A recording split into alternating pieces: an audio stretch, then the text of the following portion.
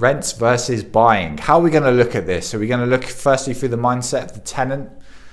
Well, a conversation that I have a lot today, especially with more entrepreneurial people and younger people, and there is someone quite prominent on TikTok actually called Simon Squibb, and he is a huge advocate that buying is an absolute waste of your time and you should rent. So I'll give you the reasons why renting is valuable.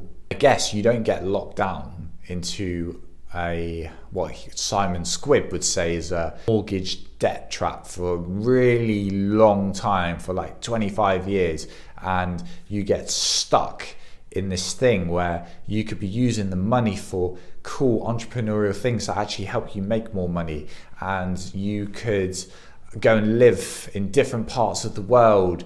And if you're a tenant and you're renting, you know, what's the general commitment? Maybe a year, and then after the year you can up sticks and you can go and do something else, and you've got the flexibility and the ability to have opportunity, I guess, to do a business and be entrepreneurial. Now, I'm going to be honest with you.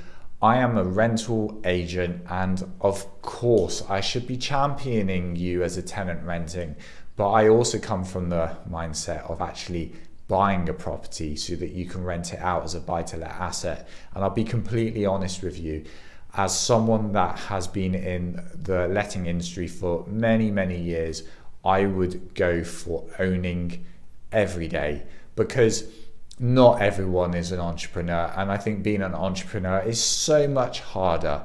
You just have to work and fumble around in the dark, and you can actually over time amass assets through owning property and not being particularly a great entrepreneur, but you looked after your money through compounding, which is essentially the accumulation of the wealth and it going up in value, putting it into property, own one property, own another, and then over time capital appreciation to your property happens, and you come away with some fantastic assets and you get to rent those out, and the property is working it for you. I'm sure you've heard of passive income that you can earn through property. Now, in the early years, I think renting property out to tenants is quite hard and cumbersome. But if you stick with it, and you can do a couple of things, you can leverage the debt against one property to help you buy another property and so forth, and then you can rent them out. And over the years, inflation takes its hold, and the value of the debt that you originally had in those properties, in the context of where the world is and salaries and properties going up in price and value, actually the debt is actually not a bad thing after all. So renting versus buying.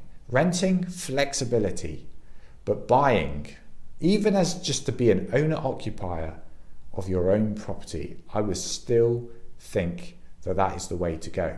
Because guess what? If you do want to do something interesting, like, hey, I want to go and work in this part of the world, well, it doesn't stop you from renting your property out. And as long as you rent it out, you're paying off your mortgage. You can still do the flexible things. You can still do the entrepreneurial things.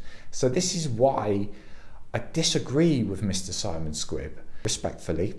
And I believe owning property is one of the best ways, the best things to do.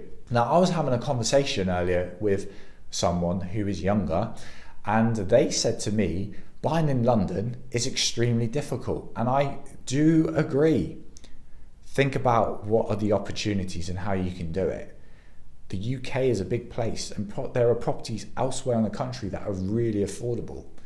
As long as you've got some good fundamentals of saving, save the money, save up a deposit, you could buy potentially a 50, 60, 70k property elsewhere in the country.